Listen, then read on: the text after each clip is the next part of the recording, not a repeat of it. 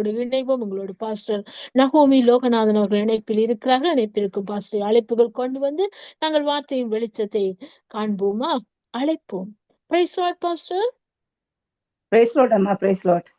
Price lord pastor. கர்த்தராகிய இயேசு கிறிஸ்துவின் நாமத்தினாலும் சங்க வானொலி கூடாக நித்திய வெளிச்சத்தின் நேரத்திலே வார்த்தையின் வெளிச்சத்தின் பகுதியில் உங்களை நான் வாழ்த்தி வரவேற்கின்றேன். வெளிச்சத்தை காண ஆவலாயிருக்கின்றோம் பாஸ்டர். எடுத்து வாருங்கள்.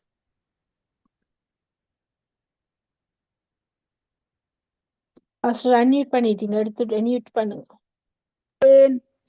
மகிழுவேன் நிதமும் உம்மில், உம்மை அல்லாமல் தேவன் யார்?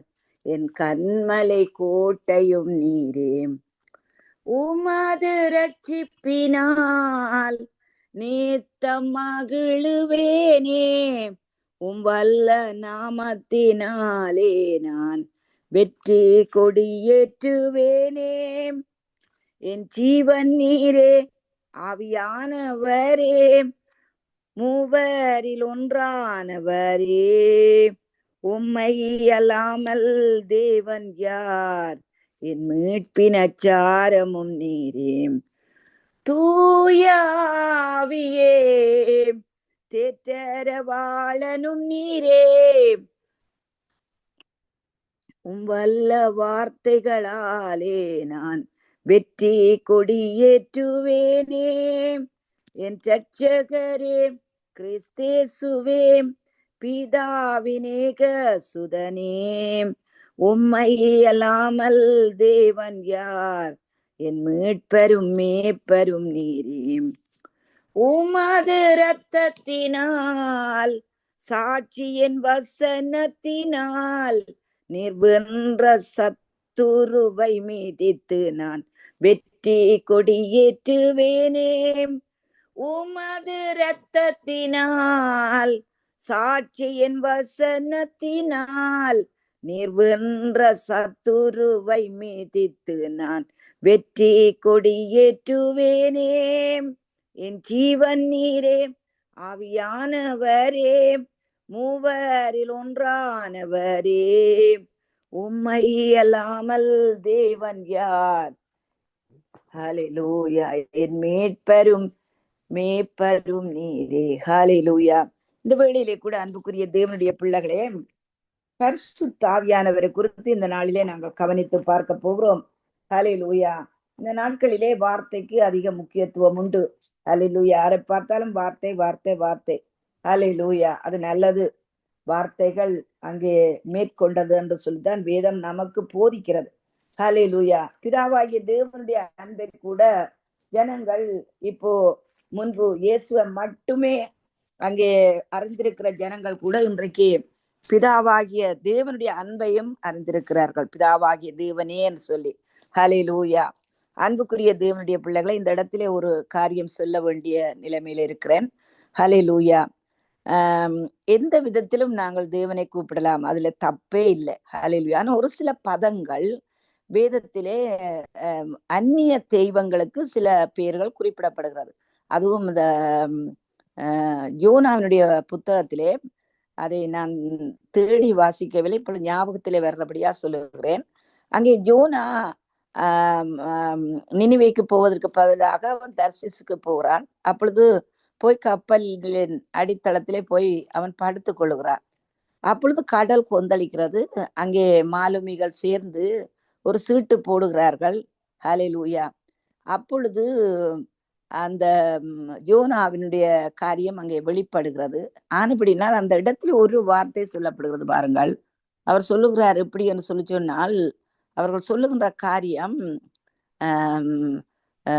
நீ உன்னுடைய தேவனை நோக்கி கூப்பிடு, நாங்களும் எங்கள் சுவாமியை நோக்கி கூப்பிடுகிறோம். சுவாமி என்கிற ஒரு பதம் அந்த இடத்துல வருகிறது. ஆனபடினால் பாருங்கள், கிறிஸ்தவ வாழ்க்கை என்பது ஏதோ சாதாரணமான ஒரு வாழ்க்கை அல்ல. நமக்கும் தேவனுக்கும் இடையில இருக்கிற உறவு, ரிலேஷன்ஷிப். ஹல்லேலூயா. அப்பா பிதாவி என்று கூப்பிட பண்ணுகிற புத்திர சுயரத்தன்மையை எங்களுக்கு தந்திருக்கிறேன். நீங்கள் தேவனே என்று கூப்பிடலாம், ஆண்டவரே என்று கூப்பிடலாம், அப்பா என்று கூப்பிடலாம், தகப்பனே என்று கூப்பிடலாம். ஆனா சுவாமி என்கின்ற ஒரு வார்த்தை, ஹல்லேலூயா, நீங்க சொன்னாலும் அதை அவர் அண்டர்ஸ்டாண்ட் பண்ணுவார். அவர் இரக்கமுள்ள தேவன். ஆனா அது அந்நிய தெய்வங்களை நோக்கி கூப்பிடுகின்ற ஒரு வார்த்தை. ஹல்லேலூயா. அப்படின்னா நாங்கள் மிகுந்த கவனமாக வார்த்தைகளை நாங்கள் உச்சரிக்க வேண்டியவர்களா இருக்கிறோம். அப்பா என்று சொல்லுகின்ற வேளையிலே அது தேவனோடு கொண்டிருக்கிற அந்த ரிலேஷன்ஷிப், அந்த உறவு, அவரோடு கூடிய நெருக்கம், அவரோடு கூடி இருக்கின்ற இணக்கம், ஹல்லேலூயா, அந்த வார்த்தையிலே வெளிப்படுகிறது. ஹல்லேலூயா. அப்படியே அந்த வேளையிலே கூட நாங்கள் வார்த்தை கூட நாங்கள் கவனித்து பார்க்க போகிறோம். லூக்கா எழுதின சுவிசேஷம் 4ஆம் அதிகாரத்திலே 18வது வசனம். கர்த்தருடைய ஆவியானவர் என்மேல் இருக்கிறார், தரித்திரருக்கு சுவிசேஷத்தை பிரசங்கிக்கும்படி என்னை அபிஷேகம் பண்ணினார், இருதயம் நறுங்குண்டவர்களை குணமாக்கவும், சிறைப்பட்டவர்களுக்கு விடுதலையும், குருடருக்கு பார்வையை பிரசித்தப்படுத்தவும், நொறுங்குண்டவர்களை விடுதலையாக்கவும், கர்த்தருடைய அனுக்கிரக வருஷத்தை பிரசித்தப்படுத்தவும் என்னை அனுப்பினார் என்று எழுதியிருக்கிற இடத்தை அவர் கண்டு. ஹல்லேலூயா. அன்புக்குரிய தேவனுடைய பிள்ளைகளே, ஆண்டவராகிய இயேசுவானவர் பாருங்கள், அங்கே அந்த ஓய்வு நாளிலே போய் இந்த வார்த்தையை எடுத்து அவர் அங்கே அந்த இடத்திலே அவர் அங்கே பிரசங்கிக்கிறார். ஹல்லேலூயா. கர்த்தருடைய ஆவியானவர் என் மேல் இருக்கிறார். அதற்கு முன்பாக நீங்கள் பார்க்கின்ற வேளையிலே அன்புக்குரியவர்களே, மத்திய 3ஆம் அதிகாரத்திலே அங்கே இயேசுவானவர் ஞான ஸ்நானம் பெற்று அங்கே கரி ஏறின வேளையிலே அந்த இடத்திலே ஆவியானவர் புறாவை போல் வந்து இறங்கினார்னு சொல்லப்படுகிறது. ஹல்லேலூயா. அன்புள்ள தேவன், ஹல்லேலூயா, ஆண்டவராய் இயேசு கிறிஸ்து நம்மை மீட்க வந்த இரட்சகர். ஹல்லேலூயா. அவருக்கே அந்த ஆவியானவருடைய அபிஷேகம் அங்கே தேவையாக இருக்குமாக இருந்தால் நானும் நீங்களும், ஹல்லேலூயா, எங்களுக்கு அது எத்தனை அவசியமாக அந்த தேவனுடைய ஆவியானுடைய அபிஷேகம் நமக்கு தேவையாக இருக்கிறது என்பதை நாங்கள் சிந்தித்து பார்ப்போம். அன்புக்குரிய தேவனுடைய பிள்ளைகளே, ஹல்லேலூயா. அப்படினால் தான் பாருங்கள், அங்கே அவர் தன்னுடைய வார்த்தையை முதலாவது பிரசங்கிக்கின்ற வழியிலே அவர் சொல்லுகிறார், கர்த்தருடைய ஆவியானவர் என் மேல் இருக்கிறார். அப்படினால் பரிசுத்த ஆவியானவரனாலே அல்லாமல் அன்புக்குரிய தேவனுடைய பிள்ளைகளே, எங்களுடைய வாழ்க்கையிலே பலன் இருக்க முடியாது. ஹல்லேலூயா. நீங்கள் பார்க்கின்ற வழியிலே அப்போஸ்தலர் நடவடிக்கைகள் 1ஆம் அதிகாரத்திலே அங்கே 3வது வசனத்தை நாங்கள் எடுத்து பார்க்கின்ற வழியிலே அநேகருக்கு தெரிந்த காரியம்தான் அப்போஸ்தலர் 1ஆம் அதிகாரம். ஆனால் அநேகமான ஜனங்கள் அதை தெரிந்திருந்தாலும் கூட அந்த ஆவியானவருடைய அபிஷேகத்தை அதிகமாய் விரும்பி வாஞ்சிப்பது இல்லை. ஹல்லேலூயா. பாருங்கள், அங்கே 1ஆம் அதிகாரம் அப்போஸ்தலர் 1ஆம் அதிகாரம் 3வது வசனத்திலே அங்கே ஆண்டவர் சொல்லுகிறார், தன்னை உயிரோடு இருக்கிறவராக காண்பித்தார். அதற்கு பிற்பாடு 4வது வசனத்திலே அவர் அவர்களுடனே கூடி வந்திருக்கும் போது அவர்களை நோக்கி, யோவான் ஜலத்தினாலே ஞான ஸ்நானம் கொடுத்தான், நீங்கள் சில நாளுக்குள்ளே பரிசுத்த ஆவியினாலே ஞான ஸ்நானம் பெறுவீர்கள். ஆகையால் நீங்கள் எருசலேமை விட்டு போகாமல் என்னிடத்தில் கேள்விப்பட்ட பிதாவின் வாக்குத்தத்தை நிறைவேற காத்திருங்கள் என்று கட்டளையிட்டார். ஹல்லேலூயா. அங்கே பாருங்கள், பிதாவானவர் கொடுத்த அந்த வாக்குத்தத்தை நிறைவேறும்படி அந்த பரிசுத்த ஆவியானவருடைய ஞான ஸ்நானத்தை நீங்கள் பெற்றுக்கொள்ளுங்கள் என்று சொல்லி, பெறுவீர்கள், ஹல்லேலூயா, பெற்றுக்கொள்ளுங்கள் என்கின்ற அடிப்படையிலே ஆண்டவராய் இயேசு கிறிஸ்துவே இந்த வார்த்தையை கொடுக்கிறார். ஹல்லேலூயா. அதுக்கு பிற்பாடு பாருங்கள், அங்கே 7வது வசனத்திலே அவர் சொல்லுகின்ற காரியம், 8வது வசனம், பரிசுத்த ஆவி உங்களிடத்தில் வரும் பொழுது நீங்க பலன் அடைந்து, ஹல்லேலூயா. பாருங்கள் அன்புக்குரியவர்களே, அதாவது உங்களுடைய வாழ்க்கையிலே நீங்கள் பலவீனம் உள்ளவர்களா இருக்கலாம், ஆனா பரிசுத்த ஆவியானவர் வருகின்ற வேளையிலே அசாதாரணமான, அதாவது இயற்கைக்கு அப்பாற்பட்ட காரியங்களை செய்யும்படி தேவனுடைய பலன் உங்கள் மேல் வந்து இறங்கும். ஹல்லேலூயா. இந்த வார்த்தையை கொடுக்கின்ற வேளையில நேற்றைய நாளில் ஒரு சாட்சியை நான் கேட்டுக்கொண்டிருந்தேன். ஹல்லேலூயா. அதாவது பாருங்கள், அந்த இடத்திலே அவர்களுடைய அந்த முதல் ஞாயிற்றுக்கிழமை ஆவியானவருடைய அந்த பலனை குறித்து அந்த ஊழியக்காரர் அந்த திருச்சபையிலே பேசி இருக்கிறார். ஹல்லேலூயா. அந்த அந்த வாரத்திலே அங்கே இருந்த ஒரு விசுவாசி, அவர்களுடைய வீட்டிலே நடந்த உண்மையான ஒரு சாட்சி. அவர்கள் வீட்டிலே அங்கே அவருடைய பிள்ளைகள் அந்த 2 ஸ்டோரி வீடு, ஹல்லேலூயா, மேல் வீடும் கீழ் வீடுமா இருந்த அந்த வீட்டிலே அந்த பிள்ளைகள் விளையாடி கொண்டிருந்தார்கள். அம்மா கீழே அந்த கிச்சன்ல இருந்து சமையல் சமைத்து கொண்டிருந்தார்களா.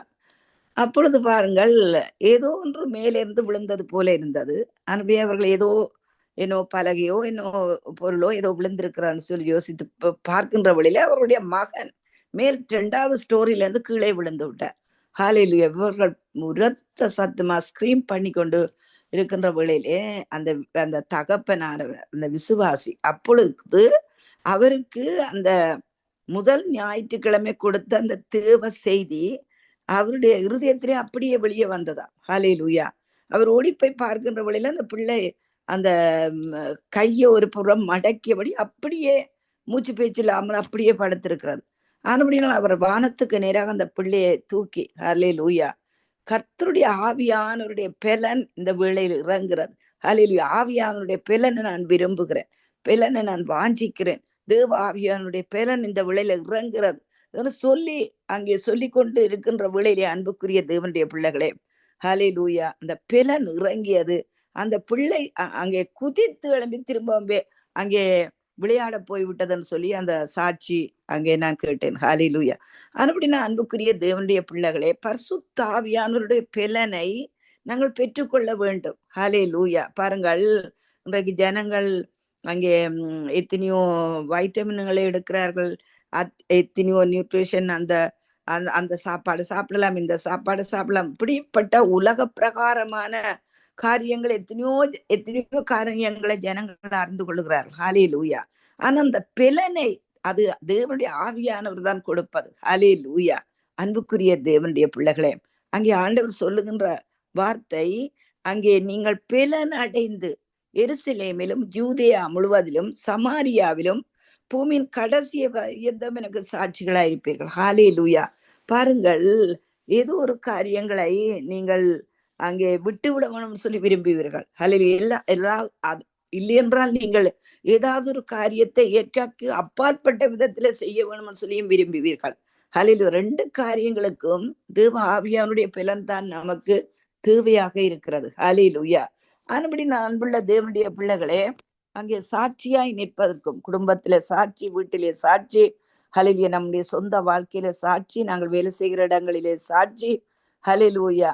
ஆனபடினால் இந்த சாட்சியை பெற்றுக்கொள்வதற்கு தேவ பலன் நமக்கு தேவை. ஹalleluya. அன்புக்குரிய தேவனுடைய பிள்ளைகளே, வேதம் சொல்லுகிறது, ஆண்டவராய் இயேசு கிறிஸ்துவின் ரத்தத்தினாலே நாங்கள் கழுவப்படுவது மட்டுமல்ல, பரிசுத்தாவியானவருடைய அபிஷேகத்தினாலே கூட நாங்கள் கழுவப்படுகிறவர்களாயிருக்கிறோம். ஹalleluya.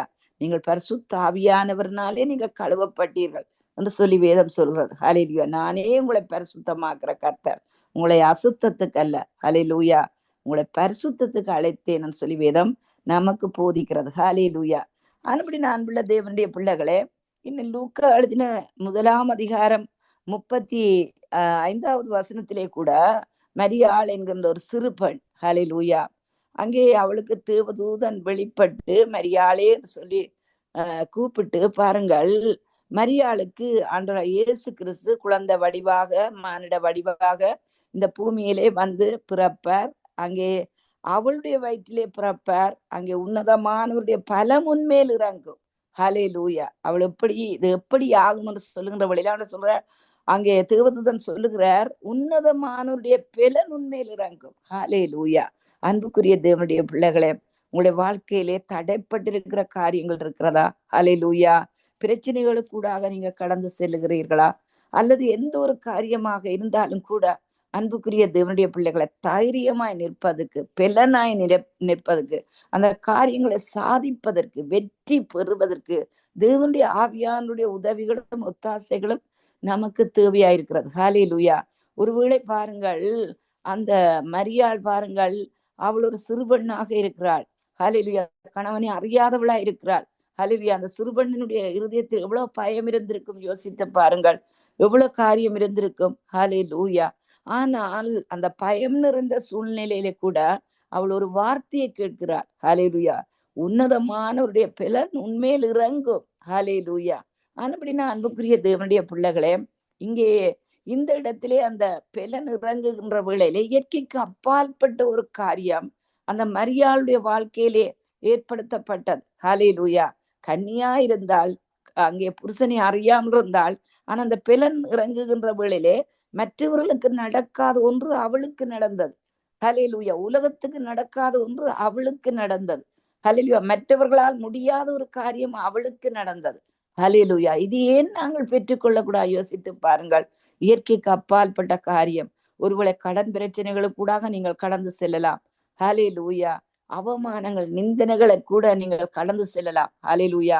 ஆனால் அதே நேரத்திலே அன்புக்குரிய தேவனுடைய பிள்ளைகளே, அங்கே வியாதியாக கூட இருக்கலாம். வியாதியின் வேளையிலே கூட ஆவியானுடைய பலம் இறங்கி அற்புதங்கள் செய்கிற காரியங்களை நீங்கள் அநேக நேரங்களிலே நீங்கள் காண்பீர்கள், காணக்கூடியதாக இருக்கிறது. ஹல்லேலூயா. அப்படினால் அங்கே இங்கே சிம்சோனுடைய வாழ்க்கையில கூட நீங்கள் பாருங்கள். ஹல்லேலூயா. நியாயாதிபதிகள் 14ஆம் அதிகாரம் 5வது 6வது வசனத்திலே பாருங்கள். நியாயாதிபதிகளின் புத்தகம் 14ஆம் அதிகாரத்திலே. ஹல்லேலூயா.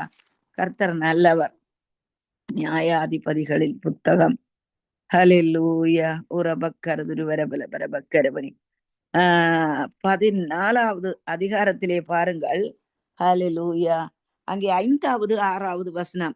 அப்படியே சிம்சோனும் அவன் தாயும் தகப்பனும் திம்னாத்துக்கு போக புறப்பட்டார்கள். அவர்கள் திம்னாத் ஊர் திராட்சை தோட்டங்கள் மட்டும் வந்தபோது இதோ கர்ச்சிக்கிற பாலசிங்கம் ஒன்று அவனுக்கு எதிராக வந்தது.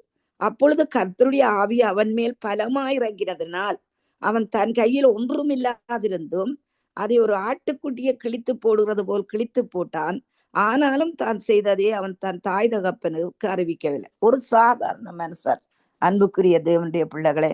ஆனா அவனுடைய கையினால் இந்த காரியத்தை செய்வதற்கு எது அங்கே உந்து துணையாக இருந்தது? ஹல்லேலூயா. எது உதவியா இருந்தது? ஹல்லேலூயா.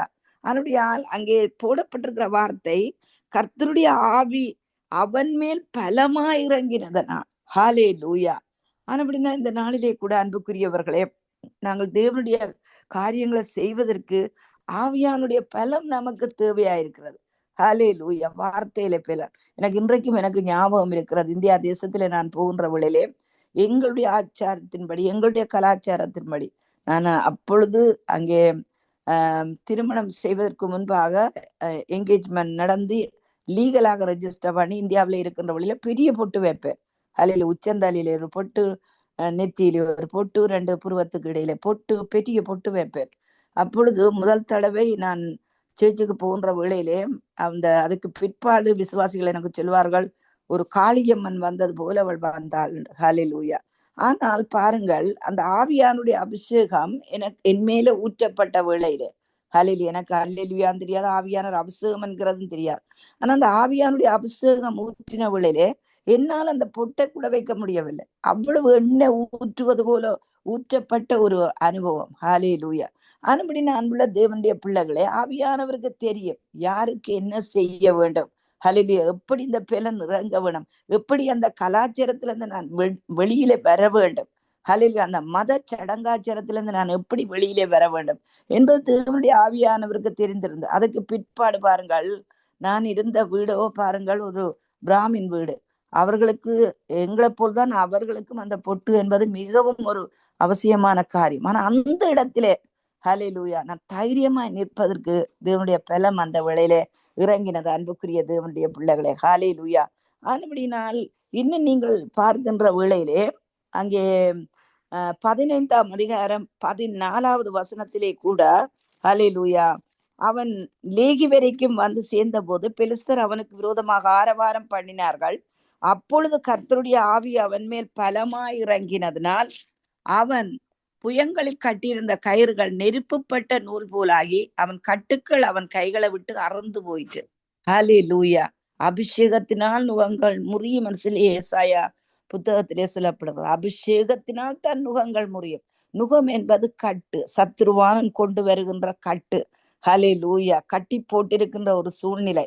ஹல்லேலூயா. ஒரு காரியத்திலே முன்னேற முடியாத சூழ்நிலை, வியாபாரத்திலே முன்னேற முடியாத சூழ்நிலை, பிள்ளைகளுடைய காரியங்களிலே அங்கே தடை. ஹல்லேலூயா. எத்தனையோ விதமான காரியங்கள். ஹல்லேலூயா. அல்லது மனதின் கட்டுக்கள், எதையும் செய்ய முடியாத ஒரு சூழ்நிலை. ஆனால் பாருங்கள், அங்கே அபிஷேகம் இறங்கின வேளையிலே அவன் மேல் அவன் புயங்களிலே பெலிஸ்தர் என்பது சத்ருவுக்கு அடையாளமாய் இருக்கிறது. அன்புக்குரியவர்களே, நீங்கள் அந்த அபிஷேகத்தினால் நிறைகின்ற வேளையிலே சத்ருவான எந்த கயிறுனால் கட்டினாலும் கூட அது ஒன்றுமே வாய்க்காது. உங்களுக்கு விரோதமாக உருவாக்கப்படும் எந்த ஒரு ஆயுதமும் வாய்க்காதே போகும். ஹல்லேலூயா. ஆனபடினால் அன்புள்ளவர்களே, அங்கே அந்த பெலிஸ்தர்னால் சத்துருவினால் கட்டப்பட்ட அந்த கை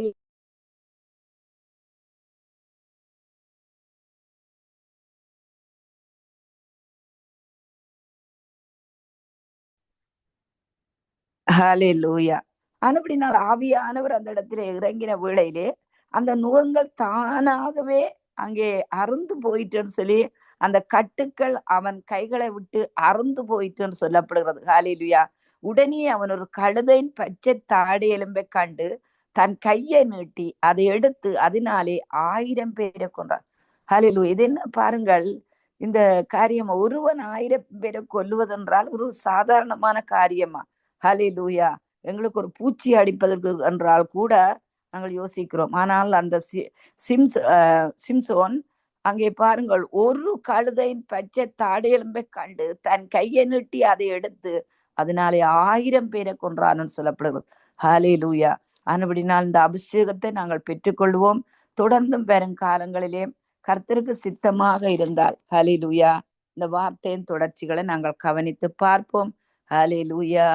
பள்ளத்தாக்கில் நடக்கும் போது என்னை காண்பவரே, தாகத்தாலே கதரும் போது என்னை கேட்பவரே, எந்த கோர் எந்த துணையாளரே, தாகம் தீர்க்கும் ஜீவ தண்ணீரே, ஆவியானவரே,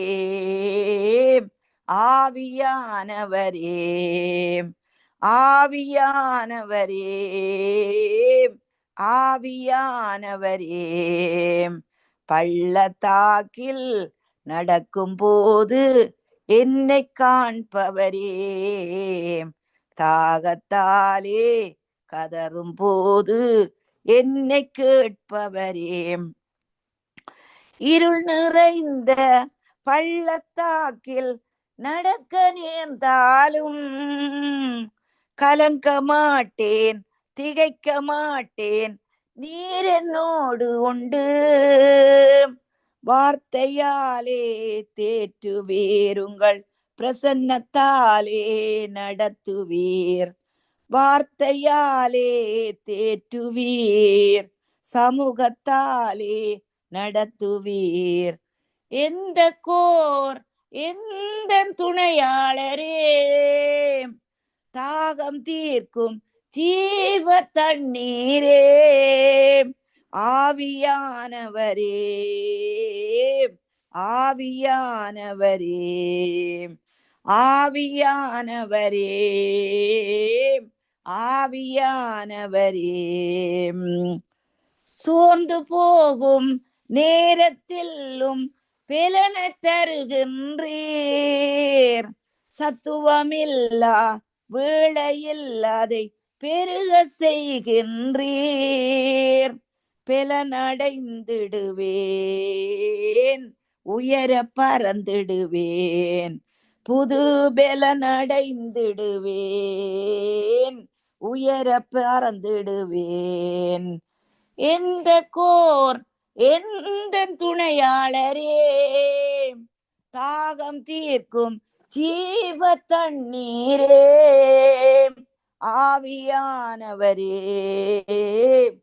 ஆவியானவரே, ஆவியானவரே, ஆவியானவரே.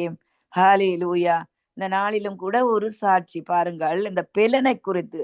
அன்புக்குரியவர்களே, இன்றைய காலையிலிருந்து நான் டொரண்டோல என்னுடைய பிசினஸ் இடத்துல போய் கிட்டத்தட்ட நான் நினைக்கிறேன் ஒரு 2:30 மணி மட்டும் நான் இருக்கவே இல்லை, நின்று வேலை அப்படியே சுழன்று கொண்டிருந்தது. அதுக்கு பிற்பாடு நான் மிஸ்ஸஸாக வருகின்ற வேளையில கிட்டத்தட்ட ஒரு 2 மணி தான் இங்கே வந்தா ஒற்றே டயர்ட். 6 மணிக்கு தான் நீங்க வந்து சேர்ந்தேன். ஒரே களைப்பு. இன்றைக்கு என்ன இதை செய்யலாமா இதை செய்யக்கூடாதான்று எனக்குள்ளே ஒரே போராட்டமா இருந்தது. ஆனாலும் கூட அன்புக்குரிய தேவனுடைய பிள்ளைகளை, இந்த வேத வசனத்தை கொடுக்க ஹalleluya அந்த பெலன் தான் அன்புக்குரியவர்களே. கொஞ்ச நேரம் அப்படியே உட்கார்ந்தே இருந்தேன். ஹalleluya இதை செய்ய முடியுமா செய்ய முடியுமா. ஆனால் பாருங்கள், அந்த ஆவியானவரின் மேல் இறங்குறபடியாத்தான் என்னிலே ஒன்றும் இல்லை. அன்புக்குரிய தேவனுடைய பிள்ளைகளை, அவருடைய பெலன் நம்மேல இறங்குகின்றவளிலே தேவன் அந்த பெலனை தந்து அந்த காரியத்தை செய்து முடிக்க தேவன் கிருபை செய்கிறார். இது என்னுடைய இந்த பிரசங்கத்துக்காக மட்டுமல்ல, நம்முடைய வாழ்க்கையிலே நாங்கள் செய்து முடிக்க வேண்டிய ஒவ்வொரு காரியங்களையும் அவர் நினைப்பூட்டி தேற்றவு பண்ணி ஆறுதல் படுத்தி பெலனை தந்து நம்முடைய ஓட்டத்தை நடத்தி முடிக்க அவர் கிருபை செய்கிறார். இதற்காக நாங்கள் அழைக்கப்பட்டிருக்கிறோமோ அந்த அழைப்பை செய்ய தேவன் எங்களுக்கு பலன் தருவார். தொடர்ந்து ஜெபிப்போம். அன்புள்ள தகப்பனே, நாங்களுமே ஸ்தோத்தரிக்கிறோம், துதிக்கிறோம். ராஜா, இரக்கத்தின் தெய்வமே, இந்த நாளிலும் கேட்டுக்கொண்டிருக்கிறவர்களுடைய வாழ்க்கையிலே அவர்கள் என்ன காரியத்தை செய்கிறதா இருந்தாலும் இந்த ஆவியானவருடைய அபிஷேகத்தை ஆண்டவரே முக்கு சோத்திரம் ஐயா. ஆண்டவரே தகப்பனே, தாகம் உள்ளவன் மேல் தண்ணீரையும் வறண்ட நிலத்திலே ஆறுகளையும் ஊற்றுவேன். ஹல்லேலூயா. சந்தானத்தின் மேல் என் ஆவியையும் உன்னுடைய சந்ததியின் மேல் என் ஆவியே ஊற்றுவேன்னு சொன்ன வார்த்தையின் பிரகாரம் ஆண்டவரை வாஞ்சித்து இதை பெற்றுக்கொண்டு ஆண்டவரே உம்முடைய அழைப்புகளை நிறைவேற்ற உம்முடைய பிள்ளைகளுக்கு கிருபை கொடுக்கும்படி ஜெபிக்கிறோம். உம்முடைய கரம் கூட இருப்பதாக இயேசுவின் நாமத்தினால். ஆமீன், ஆமீன். God bless you.